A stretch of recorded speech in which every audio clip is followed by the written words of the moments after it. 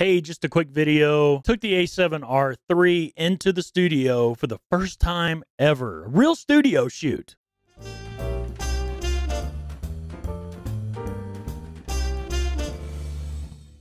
What's up, everybody?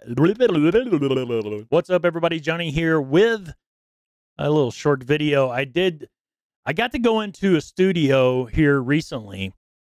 Last weekend, I think it was. There's a new studio open in town called Cre8 Warehouse. It's CRE, the number 8, and then Warehouse. And I think I'll probably end up doing a video. I'll probably rent the warehouse out or rent the studio out and then just kind of walk you guys around, just show you around a little bit. It's really cool. It's got about 7 or 8 different scenes that you can do, you know, whatever. You could do, you could film a music video in there. It has Amarillo's very own cyc wall. If you don't know what a cyc wall, it's kind of that infinity white, you know, background that you see people walk out, you know, Apple and all them that kind of made it famous. It's got one of those. It's really cool. But it's got a bunch of different scenes, and they brought models in for us. It was actually a lighting workshop is what I went to because I need to learn about lighting. I need to learn about flash photography. I need to learn about, you know, steady lights and stuff like that. So it was really cool. They opened it up and we went in and, you know, had kind of a little small class. There was a few people there. It was kind of cool. We met some new people, new photographers in town, independent photographers.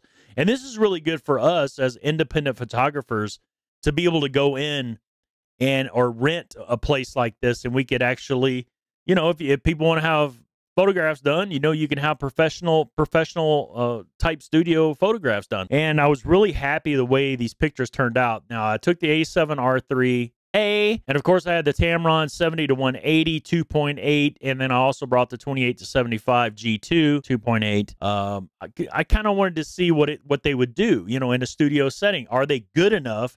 Are zoom lenses good enough to do studio work? You be the judge. All right, we got the old iPad plugged in, and we're going to take a look at some of the shots that I got. This is Kira. She was the main model, I guess you could say. She was the main model of the night, and she was nice enough to pose for all of us at different stations. And this is one of the stations. It's got a bunch of pictures and stuff on the back wall. It's really cool, kind of urban-y type stuff, you know, something you might find in a back alley. I don't know. I've been to too many back alleys lately.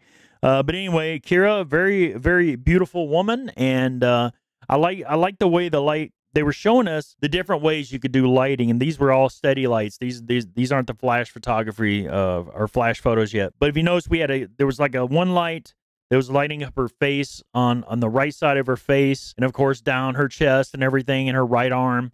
And then the left side of her cheek was lit up by that red light. There was a red light on the floor, and like a red neon light. And it really, you know, kind of projected out. And she's got a great jawline, and the little dimple in the chin and stuff. So she's got the perfect jawline, and it just turned out fantastic. And this, I believe, this was the 70-180, and all the way out is 180, 2.8. If you look really close, I mean, it really was sharp. You know, did a really, really good job. I was thoroughly impressed. Now, I would probably get a prime lens. You know, I'm going to end up getting the 85 and, of course, probably maybe a 135. But for right now, the zoom lenses are working out really well. And this one, you know, it's going to get me by for a while because it's a really good shot. Here's more of a close-up picture. And, again, you know, her eyes are kind of shadowed, a little bit of a shadow, but that's kind of the dark, you know, kind of the dramatic type look. But it was very sharp. Again, 70-180, all the way at 180. I just kind of walked a little bit closer. Again, you know, the red light on the left cheek, it just accentuates. I think it just accentuates the look, kind of adds drama to the scene. I like it personally. And then we go over here. This was more of a kind of a different, her head was kind of tilted a different angle with the same light as the first photo that I showed you. And then, of course, you've got the red kind of glowing off, still off the left cheek, but also the hair. So this one, I don't know. She looks mad. She just looks mad.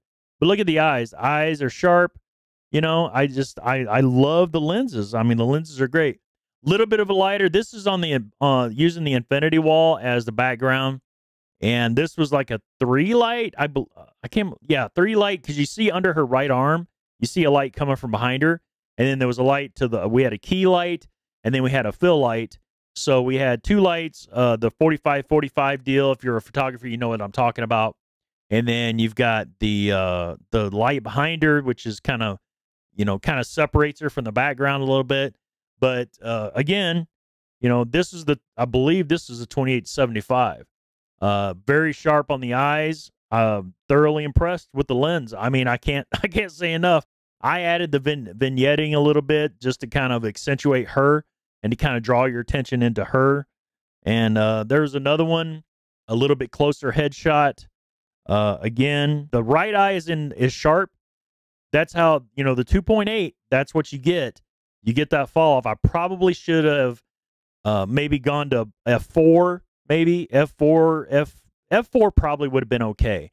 But that's what happened. If there would have been an f1.8 or something, it would have been even blurrier. But yeah, the right eye was definitely in focus, and then the left eye was I mean, you can even see, look at the makeup on the nose, where it cracked a little bit, the makeup sometimes kind of cracks like that. I mean, that's how sharp this lens is. Again, it blows me away how good these new Tamron lenses are. Now, this was flash. This was the flash photography. I cannot remember her name to save my life. I don't even know if I knew her name. I don't even know if I heard anyone say her name. But anyway, I appreciate her. Her husband is the one who was showing us how to do the flash. And this was a 3-flash setup. There was a flash behind her, over her head, and then there was a big giant umbrella in front of her, and then another fill flash over to the other side. Worked out really well. I think it's a beautiful picture. This was the focus. This was the 28-75, and it did a fantastic job. The G2, of course, the G2. And then here's another one, basically just a different angle of the same flash setup. I added vignetting to kind of, I guess, accentuate the middle of the photo and to kind of blur out, anything around the sides that might distract you, because I get distracted easy. And then here's another one. I really like this one. Plenty sharp, 28-75 G2. If you went on the fence about buying one, I highly suggest getting one. And this is the soccer photo from this weekend, actually. I'll probably do a separate video on that. But that's also the A7RIIIa. But this, I just want to show you guys. She looks like a boss, though. Like she could be a mob boss or something. It's kind of crazy. I just want to show you guys some photos that I took in studio. It's my first time. First time I've ever took real model photographs. It's fun. It's a fun thing. I think I could probably get I think I could do it. I really do. I would like to get some primes for sure. I don't think I would want to use these lenses all the time. But until I can get a hold of the primes that I want, I think they did pretty damn good. I think if you're on the fence about buying one of these, you should probably get one if you can get it. That 28-75 G2 is sharp. It is tack sharp. I love that lens. So there you have it. Just a short video showing you what the A7RIIIa and the Tamron 28-75 G2 and 70-180 2.8 can do in studio for you.